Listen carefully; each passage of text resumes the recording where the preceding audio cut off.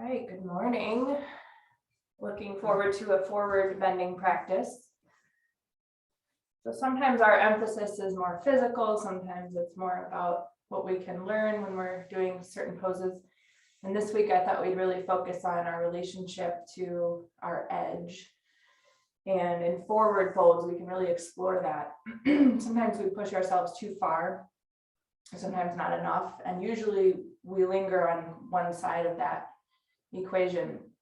So you're just going to kind of study that throughout your practice today with your forward bends. And if you feel like you overdo, you might just explore backing off. And if you feel like you kind of underwhelm yourself, you might explore kind of going a little bit deeper. And of course, using support. So we will stay pretty close to the floor today. We're going to come up just once for Parshvottanasana, but otherwise we'll be doing a lot of seated work. So let's begin in Swastikasana, crossing at the mid shins, taking your dominant, I think it's the 6th today. I actually lost track of the date, but I believe it's the 6th.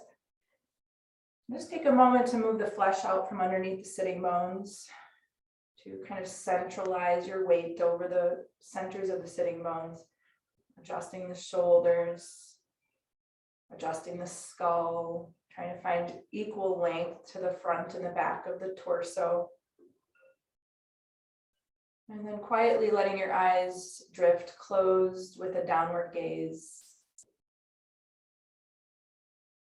Just let your attention move down as well. Just kind of exploring where you meet the floor. Maybe finding a little more weight there. Sensing into your groins, your hips.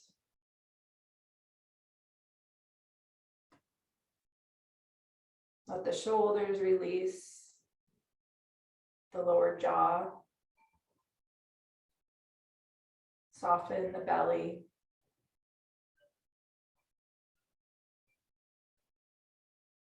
So sitting in good alignment with support, with effort, but also very tuned into where you don't need to be contracted or effortful.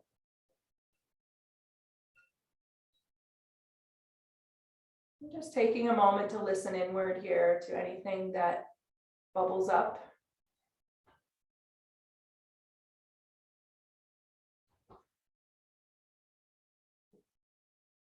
Sensing into your tensions, maybe starting with the physical and moving into tensions that surround the mind and heart, tensions that bind up the mind and heart. And you don't always have to use language for this kind of thing. You might just sense into, there's a term for it, the feeling tone.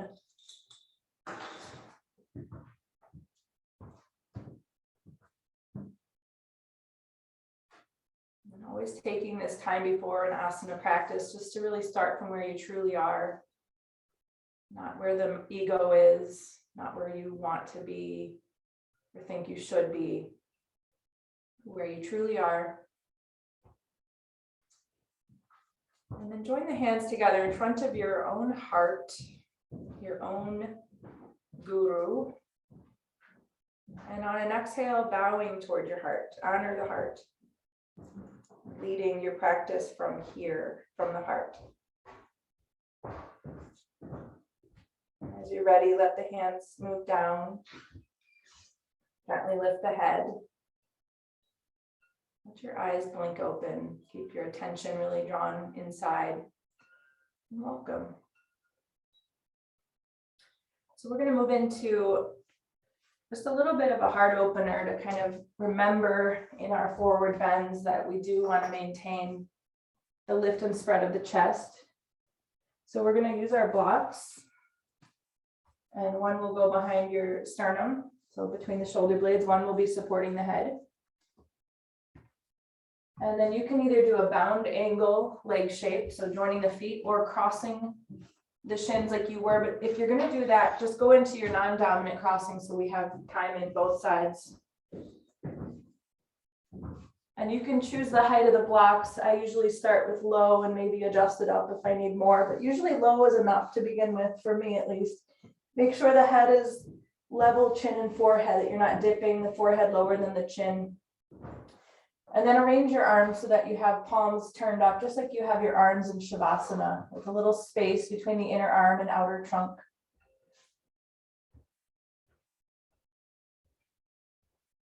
And there might be some initial resistance here. Maybe the shoulders are still curled away from the floor.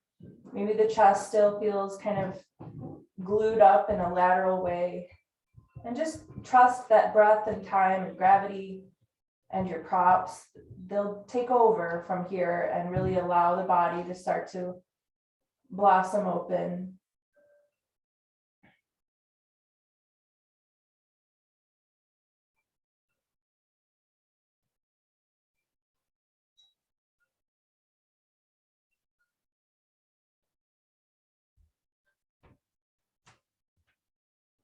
We'll just be here another full minute. So exploring where you might be holding back. Maybe it's where you're meeting those props or where your body meets the floor. Maybe there's some tension in the face, around the eyes and mouth and forehead. Maybe the abdomen is still a little bit gripped.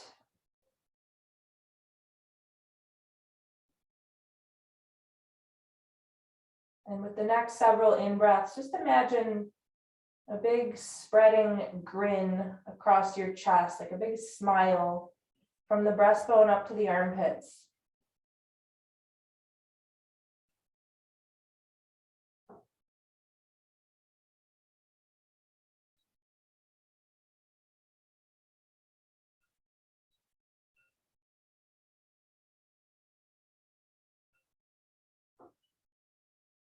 And as you're ready, you're going to slowly be coming off the props in a gentle way. So move your feet to the floor and gently moving to either side. You might need a little more effort because of the height of those blocks. You're going to find your way directly into child's pose from here.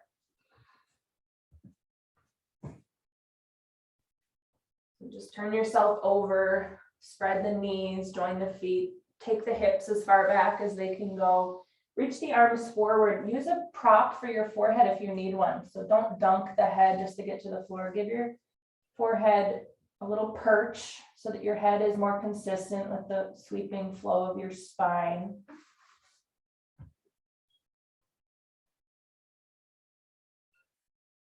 And just keep track of that tailbone that might try to curl up to the ceiling and just gently direct it toward the floor.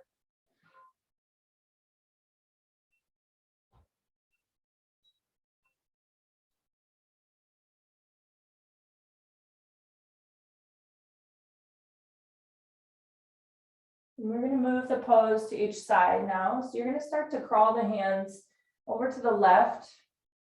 And you might have to come up with your torso so you can clear the space of the trunk and stack your torso over that left thigh. Now you probably won't have the head anywhere near the floor, so you might just allow the head to align between the arms. You might be able to support with a block if that's something you feel like you need here, but you don't need to support the head. And just resist your right hip away from the right armpit. As the body asks for more sensation, keep crawling the hands to the left. And try to keep your head really centered between the arms.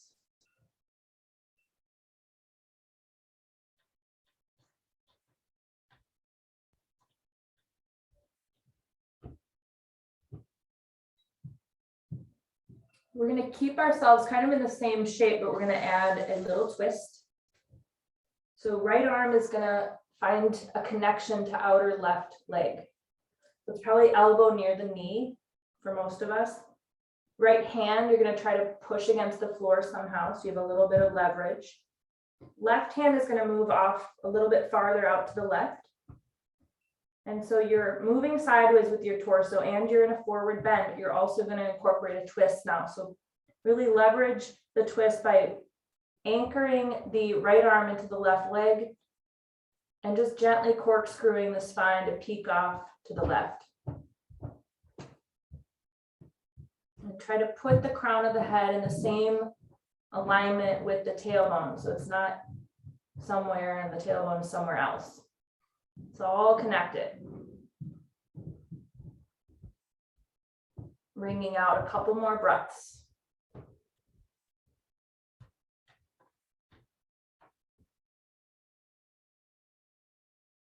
And then you're going to use an inhale to help you kind of create the space to come out of it. You'll come out of the twist first, and then you'll start to crawl your hands back to the middle space and continue on over to the right.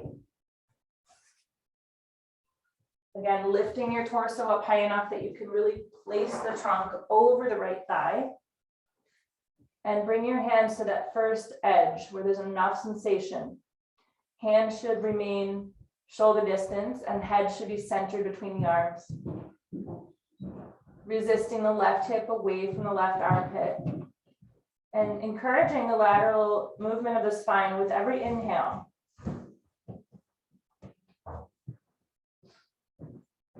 I've been saying this a lot in my classes lately, but a lot of times when I give you these cues and I ask you to feel or sense, a lot of times we can't sense those things.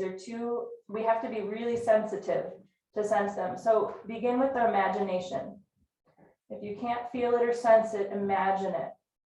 If you can't sense the left intercostals yawning open, imagine those muscles between your left side ribs becoming stretchier. Maybe like if you've ever seen taffy being made, that kind of pulling apart, gentle kind of stickiness. Bring some sort of image. Everything begins in the imagination. And now the twist. You're going to anchor the left arm somehow connected to the outer right leg. Keep your left hand against the floor. Right hand steps out a little wider to make room for your chest to start to turn gently to the right. Your face will follow the crown of the head, consistent with the tailbone. Try to imagine the whole length of your spine. Try to bring that left armpit chest out of the shadows.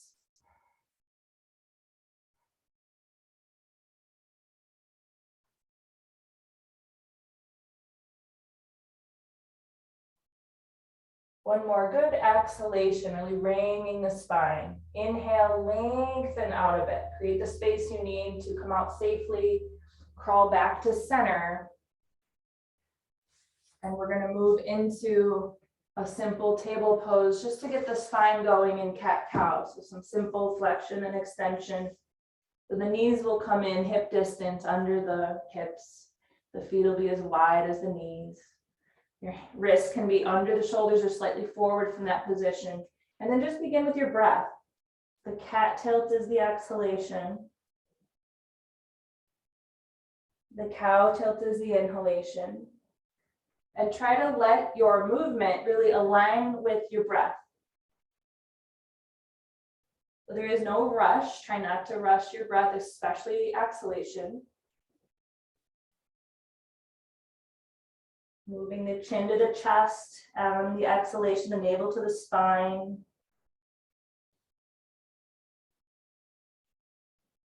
Notice how this might change as you repeat. It might become a little more freeing, maybe not as well. So no, there's no wrong answer, but just keep noticing what is occurring in your body.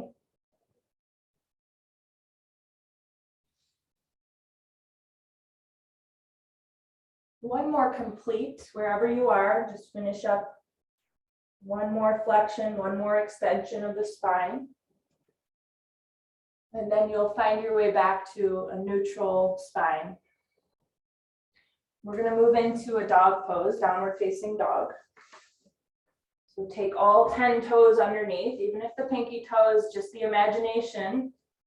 Exhale, extend your legs. And before lowering the heels, move your chest toward your thighs. Move your thighs from the front thighs to the back thighs. Widen the backs of your knees. Sink the shoulder blades toward the chest. Lift the hips away from the wrists. And And then maybe, just maybe the heels come down, but it's not necessary. The heels are kind of the cherry on top. If they come down, they do, but don't start with that. Certainly don't start with that.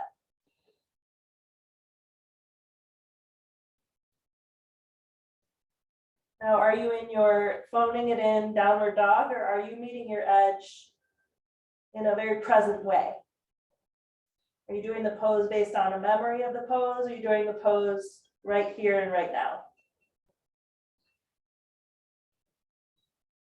So going right up to that edge. 3 more breaths. Like an inverted letter V rather than an inverted letter U. Curl the sitting bones away from the heels. Go ahead and rest in child's pose. You might use your fists or hands as a perch for your forehead.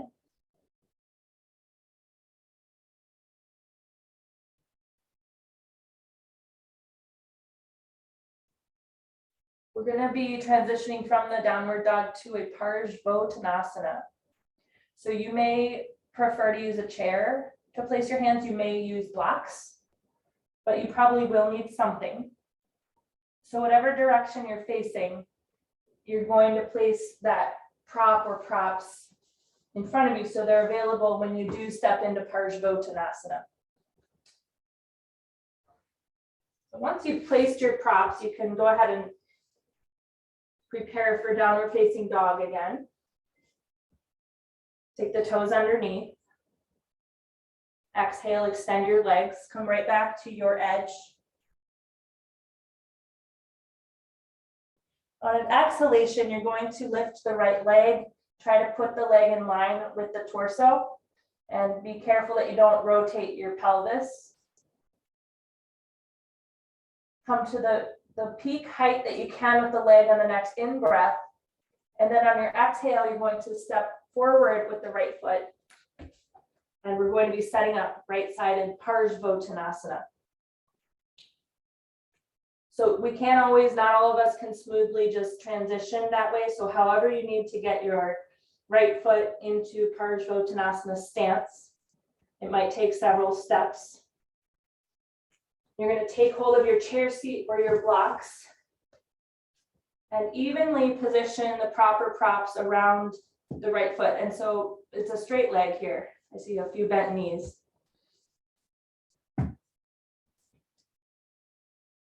And just take some time to revolve the hip so that the left hip comes down, the right hip pulls up, so we have a level lower back. We're not dropping down the right hip side.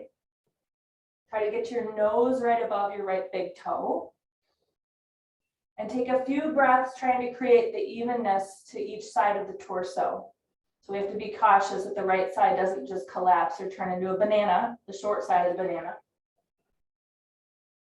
Come to the top of the next inhale, exhale, bow toward your right leg.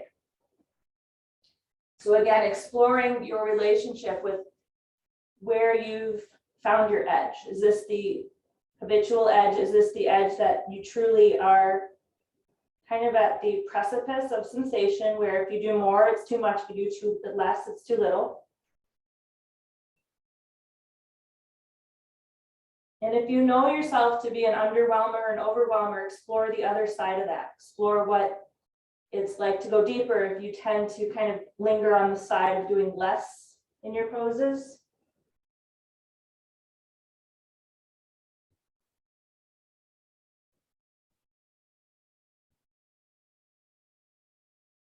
So defining yoga as unconditioning our habits. Here we go. This is it. This is the laboratory, the experiential work. We can talk about it all day, but this is putting the rubber to the road here.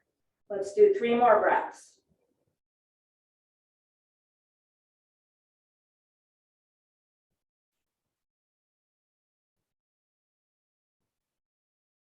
On your inhale, you can come back to Ardha Parsvottanasana. You're going to be transitioning back to that 3-legged Adho Mukha, Ekapada Adho Mukha Svanasana. So pivot off the back heel, hands on the floor now. And on an exhale, shoot the right leg back behind you. Good. And then go ahead and lower the toes and come back to the 4 points of contact, downward facing dog. And we're going to take a pause in child's pose again. So on an exhale, place your knees, swing the feet together, sit way back, and whatever you need to do for the forehead. If the arms need to rest, bend the elbows.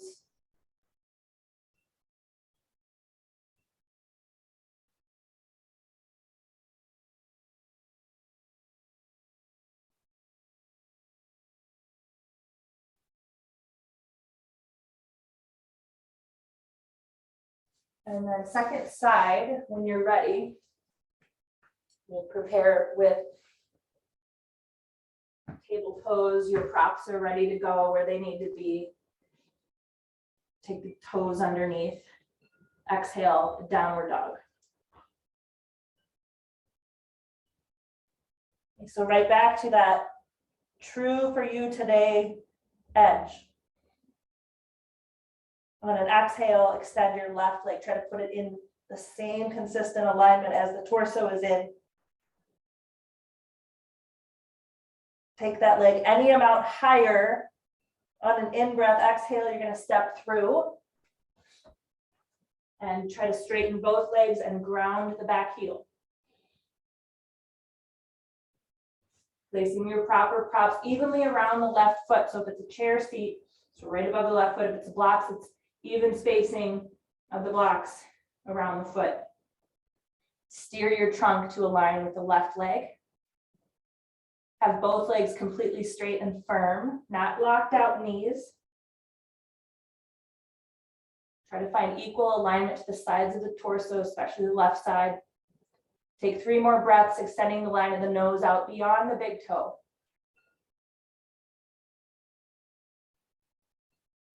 And then on an exhale, draping the length you've established in your torso, draping it over the left shin. Remember, one day, someday, this is chin to shin. So that's the trajectory, that's the direction we're moving in here.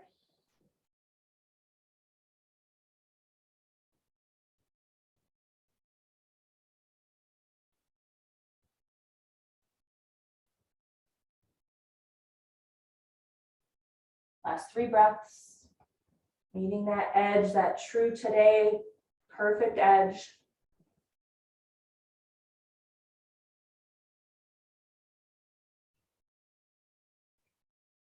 And then inhale back to Ardha Parshvottanasana.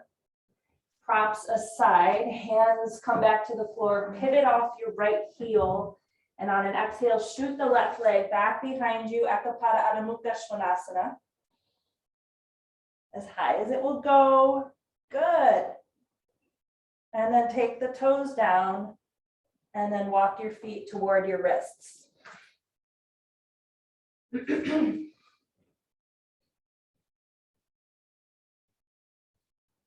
Okay, so Uttanasana now.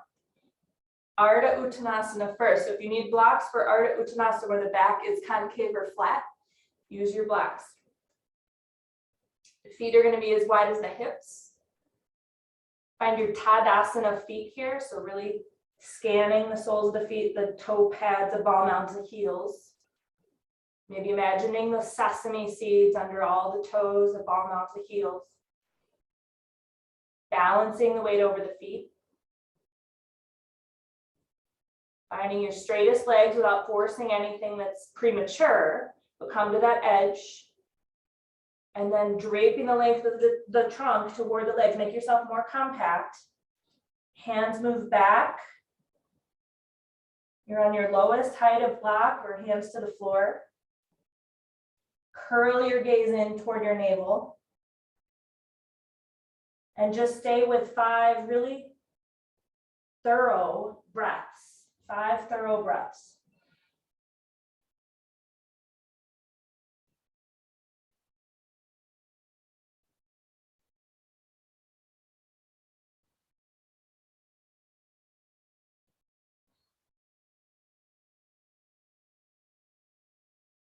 Good.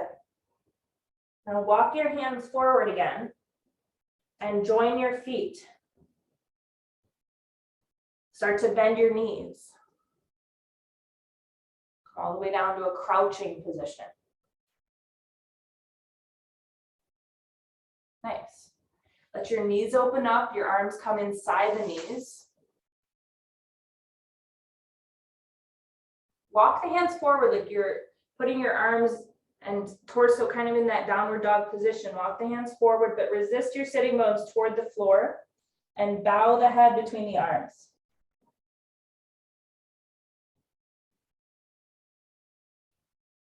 Balasana, garland pose.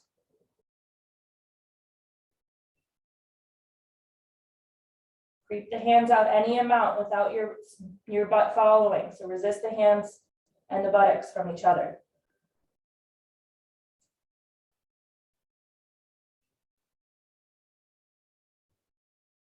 And now look forward.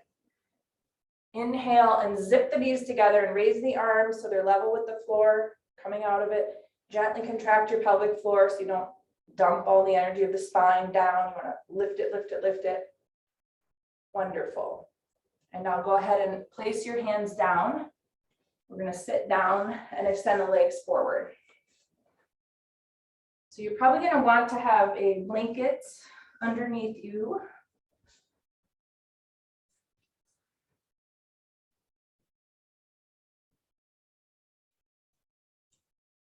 And we're going to come into Dandasana first.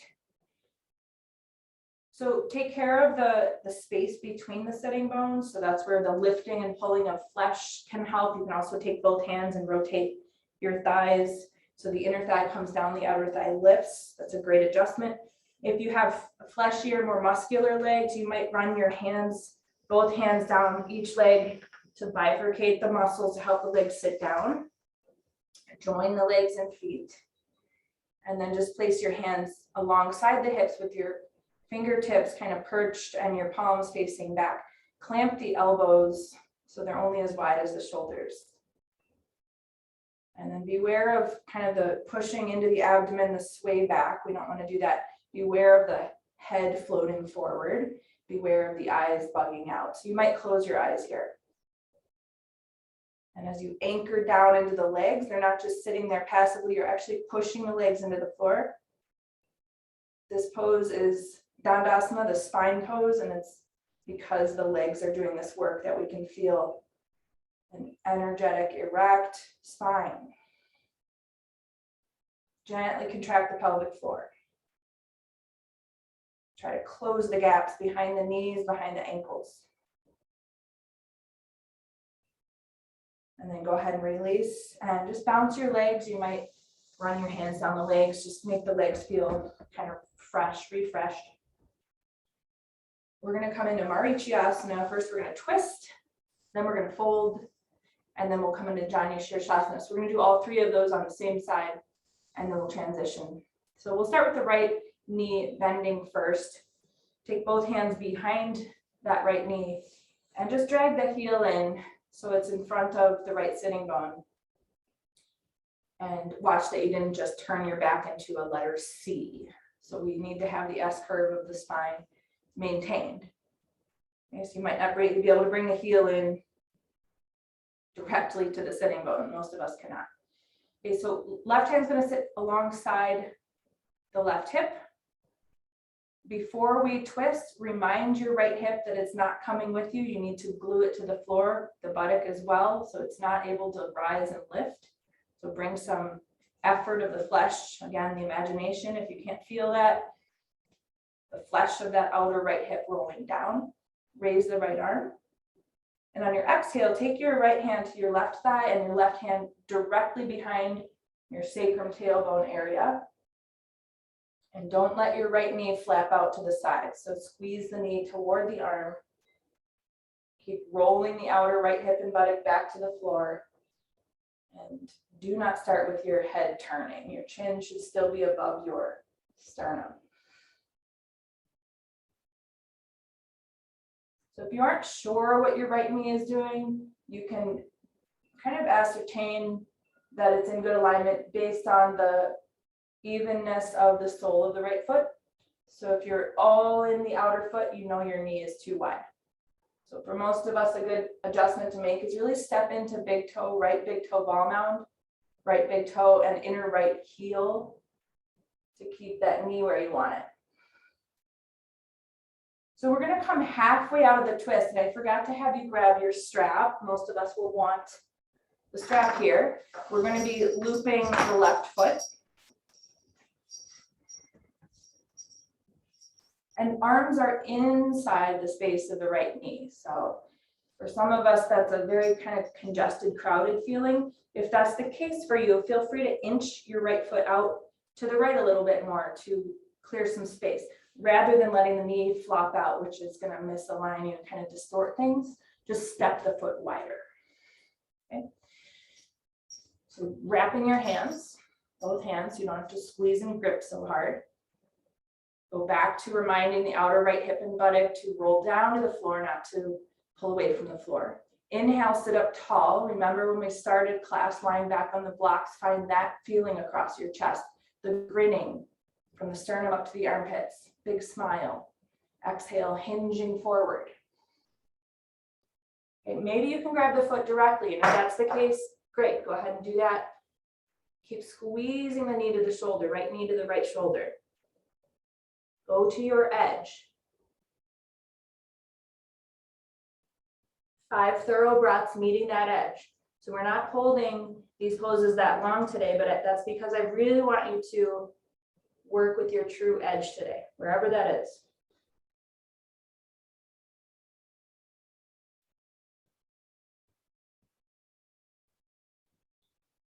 When you finish the 5th breath, come back to your kind of Ardha position, looking forward. And then both arms are going to come up. And then exhale, both arms down.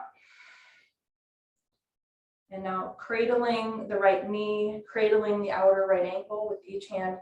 You're going to just prop the foot into place for Janu Shirshasana, head to knee pose.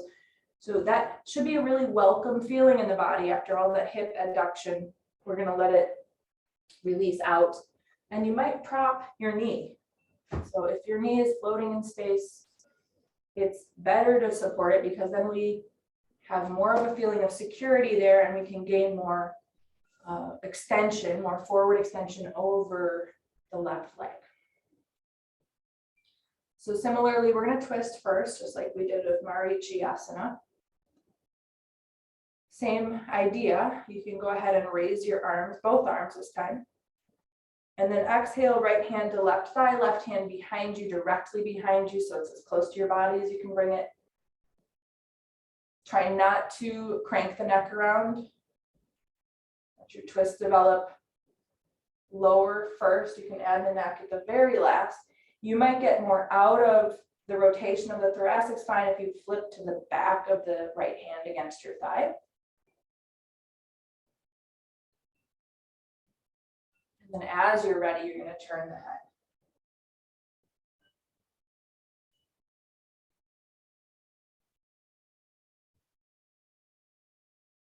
And again, don't release the full twist. We're trying to inhale, come back halfway so that your breastbone stays in good alignment with the extended left leg. Again, you may want to use a strap to the foot. You may be able to grab the foot either now or in a moment, but you're going to sit up tall, take an in-breath, the grinning chest, anchor into your whole right leg. That's really the anchor. Exhale, lengthening over the thigh, just like Parsvottanasana. We're even, we're aligned, we're finding depth. You might be able to just grab the foot now. 5 good breaths, really coming right up to that edge. If you tend to force these poses, you're going to be backing off right here. If you tend to be backed off in these poses, you're going to be gently going deeper.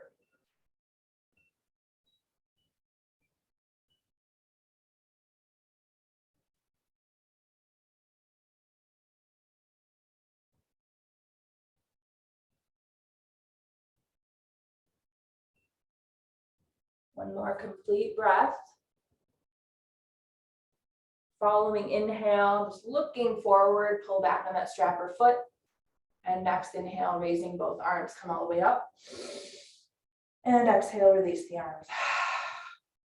Good. Standing up your right knee, the sole of the foot meets the floor again. Extend the leg. You're back in Dandasana.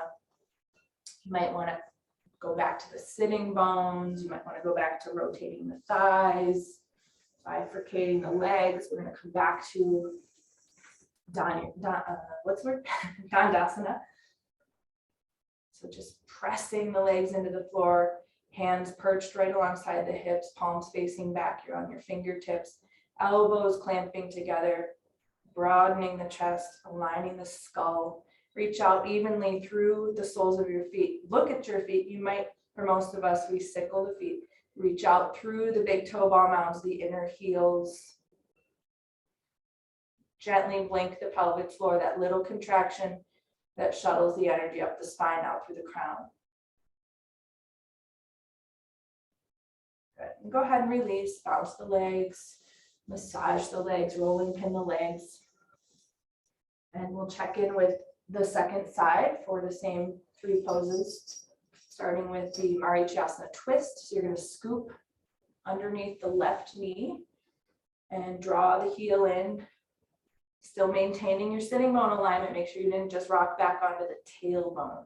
If you did, inch your left foot forward until you're back on the sitting bones. Okay, so we're going to be twisting now to the right. You can prop your right hand next to your hip. Inhale, raise the left arm. Exhale, left palm to right thigh and right hand centered behind you. You might want to prop the hand if you're leaning to hit the floor. You might want to put a block under the hand. And remember, we're trying to keep the sole of the foot, left foot even by bringing the knee to the shoulder and the arm. And you might need to widen the stance to do that. So beware of letting the knee fall out. Don't want to do that. Chin is still right above the chest. Your eyes are soft.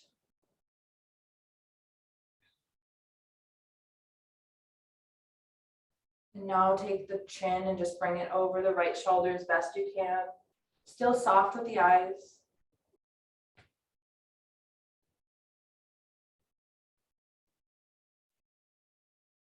And then after an exhalation, inhale yourself halfway out of it. So you're facing your right leg directly. You're going to keep both arms inside the space of the left knee. You're going to grab your strap. And again, if you feel really crowded here, you might want to inch the left foot to the left so that you can maintain the good alignment, but you have a little more room to work with. Wrap your hands. Roll the outer left hip and buttock down, even though you can feel it wants to peel up. Try to bring even weight across the pelvis and the sitting bones. Inhale, pulling on the strap, open the chest, grinning chest. Exhale, you might widen up the elbows, kind of wing them out. You're going to lengthen over the right leg evenly, come to your edge. Maybe you can grab the foot and continue on here.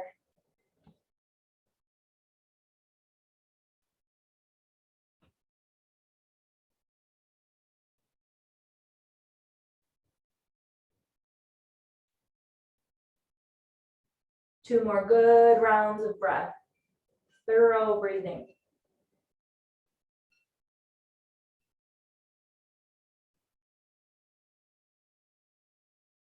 After the exhale, inhale back to the concave or flat lumbar, look forward.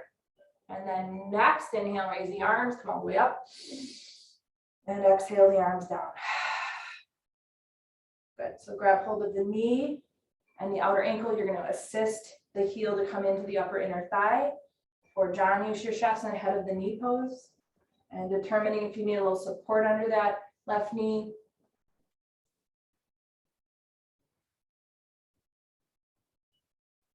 So the knee should be directly out from the line of the hip, if not slightly farther back. We're trying to get really nice and open here.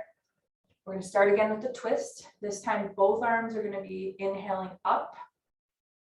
And then exhale, left hand to right thigh, right hand behind you, turning away from your anchor leg, but really keeping your attention primarily there, really working from the root of the upper inner left thigh out through the knee, driving that line outward and down.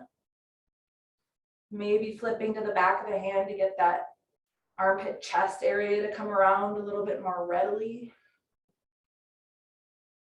determining when it's good time to turn your head.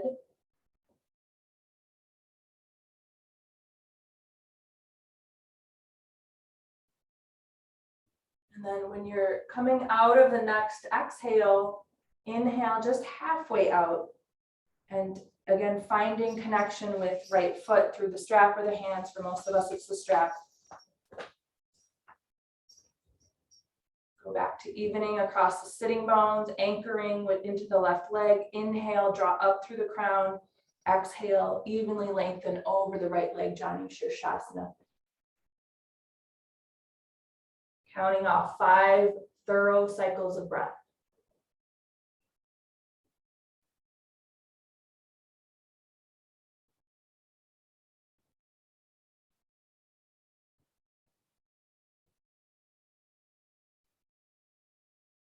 Inhale, flat or concave lumbar looking forward.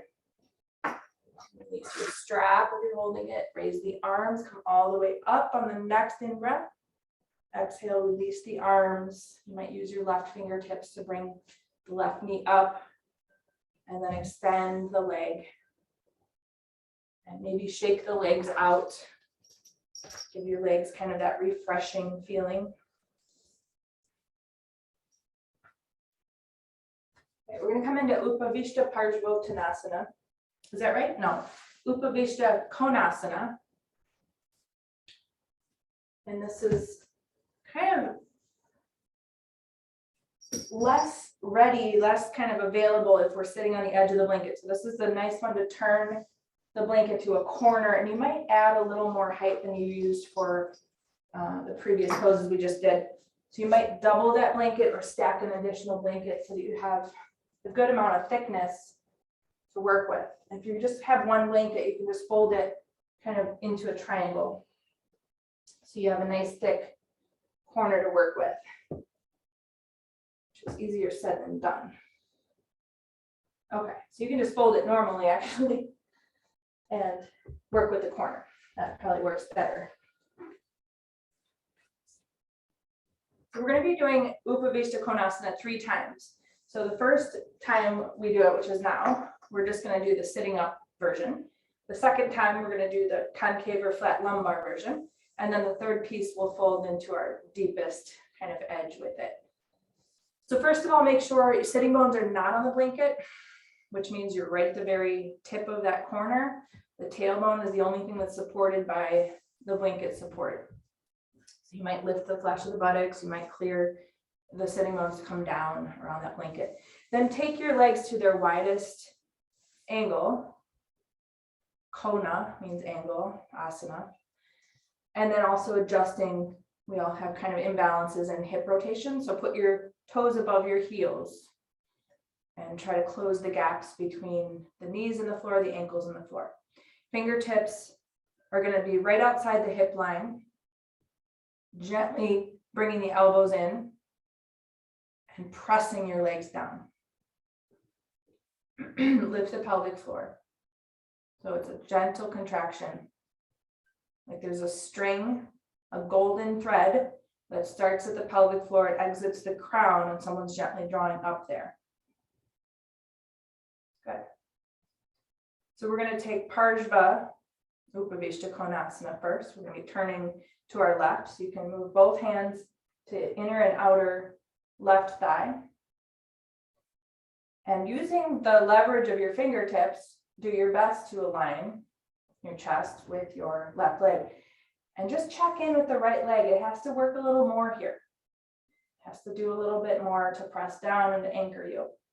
So even though you're not staring at it anymore, you can't even see it, bring some awareness there. Okay.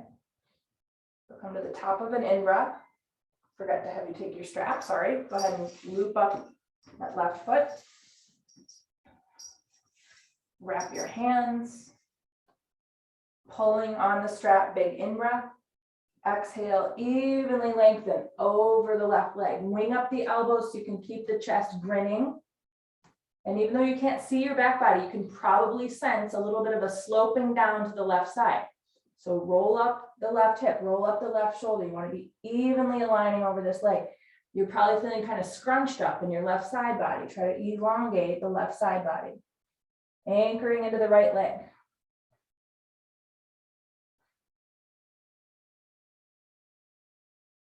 Two more good breaths. After that inhale, you can drop the strap. Inhale, rising up and rotating back to center. Good. So second Parshvok, I don't know why I keep saying that. Second Upavishta Konasana, concave or flat lumbar spine, but we are going to fold forward. So legs, make sure they're back where we want them to be if they shifted at all. Bring your hands in front of you now. Make sure your tailbone still has that little support. Your sitting bones are connecting with the floor. Don't let your legs change. So the legs are kind of the limiting factor here. Legs stay really anchored and firm and aligned. Don't let them rotate. Start to creep the hands forward. Don't let your head fly forward, your chin or your eyeballs. Lead with your sternum. In forward bends, everything goes back from the front body to the back body except the breastbone, even the belly. Okay, so keep working that edge, creeping forward, just like you did in Malasana, resisting the hands and the sitting bones from each other. Okay, you still have a nice concave or flat lumbar where you're not rounded yet. Make sure your chest comes forward, your shoulders aren't more forward than the chest. Scrub the hands toward your body to bring the chest forward and the shoulders back if you need to make that adjustment. And beware of those legs wanting to shift on you. Good. Start to creep the hands back toward the center body and stack the spine. Good. So we'll have the strap ready to go off to the right for Parshva Upavishta Konasana. But we'll start with our hands tenting up evenly to either side of the right thigh. Okay. So use your hands against the floor to kind of leverage that rotation that's required to get the good alignment. As you work with that turning, anchor into your left leg. Obviously, when we let go of this fingertips against the floor situation, we're going to lose a little bit of the twisting, but do your best to keep as much of that alignment of the chest with the right leg as you can. And you're going to find your strap connecting with the right foot. And put it into your hands. So you might wrap the knuckles so that you don't have to waste a lot of effort squeezing, gripping that strap. I like to start with my elbows right underneath my shoulders, so I know that I'm not going to be leading with my shoulders or my chin. Come to the top of an in-breath, exhale, those 5 good breaths. You're going to be as close to the foot as you can with the hand. So it might mean you're closer on the strap, might mean you're grabbing the foot directly. Go back to imagining you're hovering over your torso. If you see a big slumping right side, try to roll up the right hip, try to roll up the right shoulder, lengthen out the right side body, go into your depth. Keep working with left leg, grounding you, supporting you.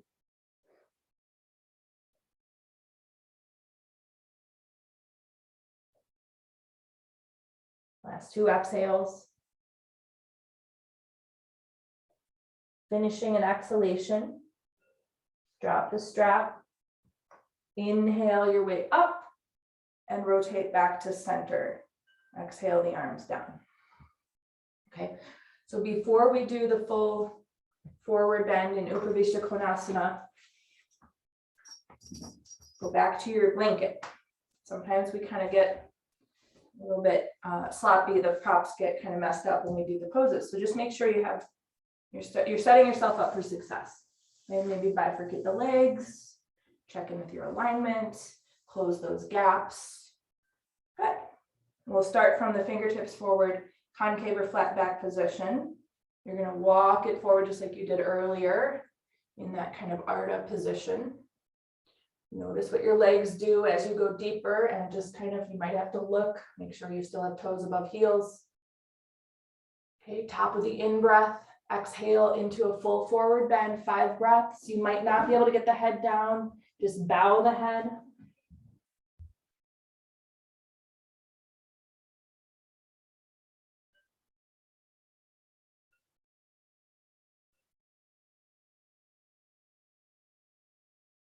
After your 5th exhale, you'll inhale through the Ardha position.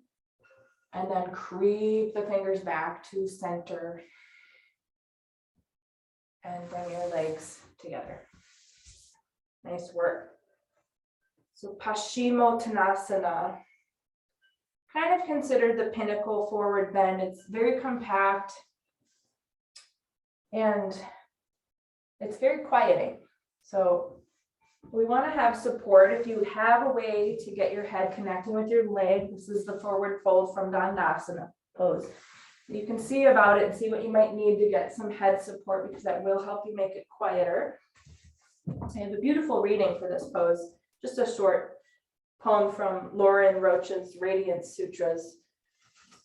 But you're back on the edge of your blanket, no more the corner, just the edge again, right to the sitting bones. So it's tilting your pelvis a little bit. It's helping you give the lumbar spine some support. You're bifurcating the legs to get them to sit down nicely, joining the legs and feet. Some people like to have a little prop of a blanket that starts at the hip creases. The soft internal organs can rest upon the blanket, and that little spacer, it gives you sometimes a feeling of spaciousness, even though you're putting more kind of in your way. It can give you a feeling of spaciousness in the pose. So once you have everything set up, start with your hands next to your hips. Start in Dandasana. Gently blink the pelvic floor to that very lightly contracted state that you're going to sustain. Come to the top of an in-breath. Exhale, lengthen forward. You might just rest the backs of your hands on the floor. You might prefer to grab your feet. The head comes down, and if it doesn't touch anything, that's okay. Try to relax the neck and just let the head be a bowling ball. Your legs will continue to stay firmly anchored so that you can let the torso really cascade over the legs in a more passive way. So here's this beautiful Radiant Sutra that I think is speaking to our forward bends. It says, your back is a gateway to the sky. The celestial dance, the story of space and time, is coded in the spine. Attend simultaneously to the area around your tailbone, vibrating with luminous space, and to the spine as a channel gushing with radiant emptiness. Here, where particles flash in and out of existence, is the origin of mind. Just one more exhale here. And then inhale, try not to roll up, come up in a supportive way, tightening the stomach muscles. And once you're up, you're going to find your way to your back body. Done a lot of forward bends. So we're going to take a passive bridge pose, so that wide, maybe low, maybe medium, not tall for today. You're going to take that under the sacrum. You're going to have your feet slightly wider than your hips, your toes in front of your heels. Don't toe out, toe in, so that your toes are in front of the heels. And the shins are vertical, so don't bring the heels as close as you can bring the heels. Your shins are vertical. Open the arms so your palms face up. Let your chin snuggle down into that little pocket between your collarbones.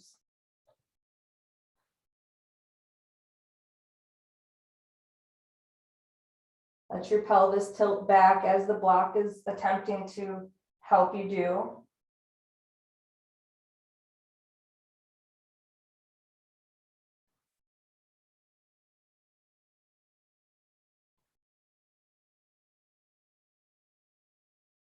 The belly that was just in a very kind of tight space. Just enjoy the spaciousness of the belly and how that shows up as a spaciousness to your breath.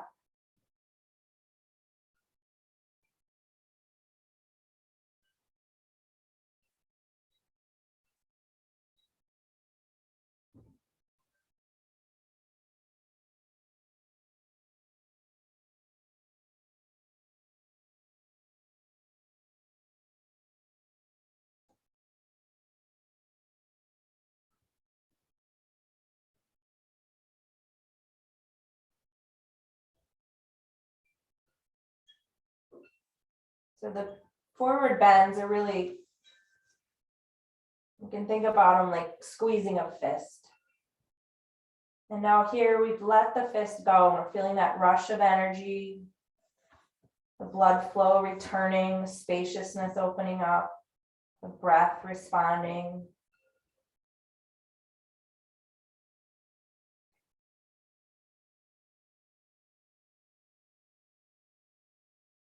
Now just step into your feet enough that you can lift your hips enough to slide the block away.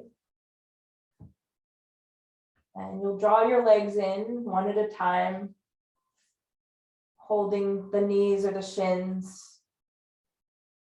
And try to use the heels of your hands against the outer knees, giving the knees a little bit of a contained feeling. And just notice if that shows up, or imagine it as broadness in the pelvis, broadness across the sacrum.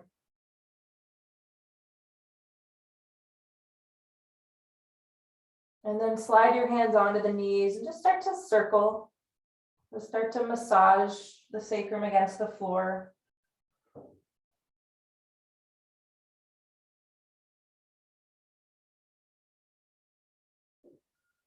And take a moment to change direction and do a few bigger and a few smaller circles in the new direction.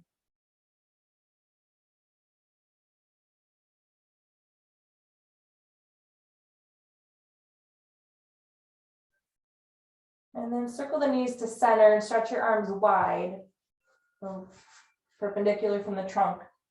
And then move the knees in that L shape. We're going to go all the way to the side and we're going to keep it there. So move the knees to the right, halfway to the right, and then halfway up to the shoulder line as best you can. Use your right hand to hold the legs there. So you're going to stay to the side. And then roll your head to the left.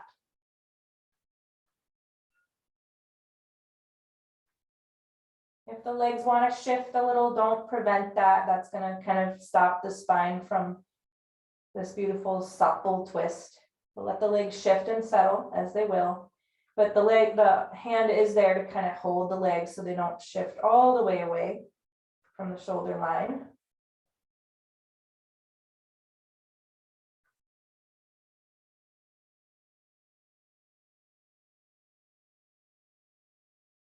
And then taking the navel to the spine, you're going to pull the legs back, use your stomach muscles to assist. Stretch the arms out again, moving in that L shape to the left, halfway over, halfway up. Let the legs come to the floor. Let your left hand hold them there. Roll your head to the right. And then just become passive in your body. 5 breaths.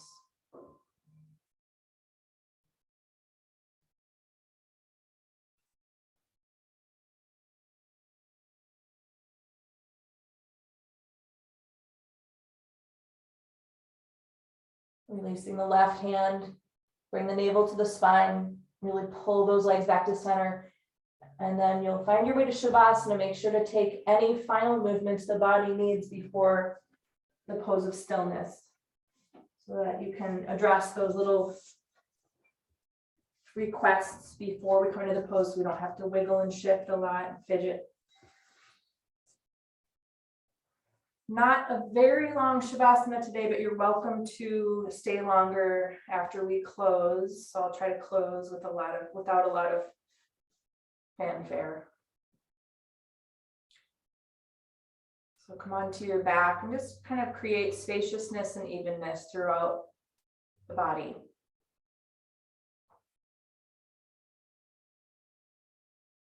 Just running the body scan from the head to the feet, excusing all remaining effort from the body. Maybe imagining it flowing out of you like a cup emptying.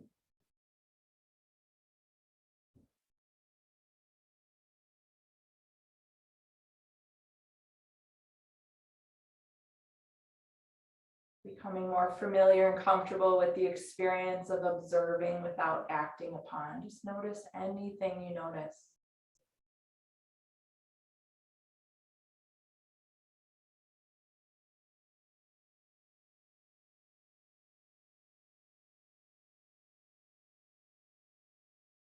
Notice the spontaneity of your breath.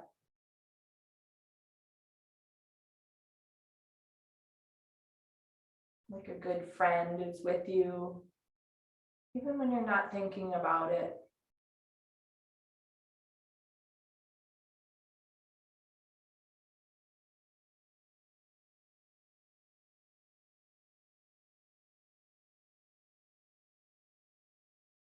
Keep unpacking those layers of tension, just letting them fall away, peeling back the layers of the onion.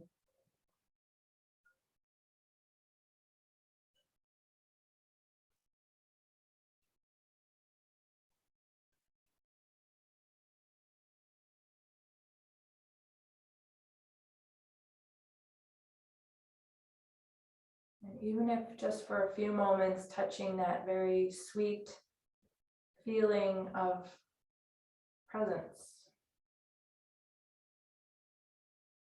The mind, even if for only a moment, is still.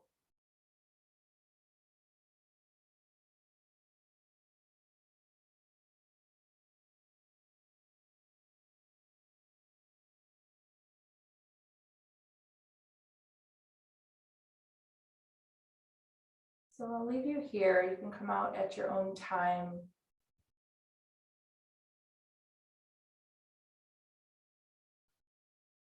The place within me that I know to be divine, I honor that place within each of you. Namaste.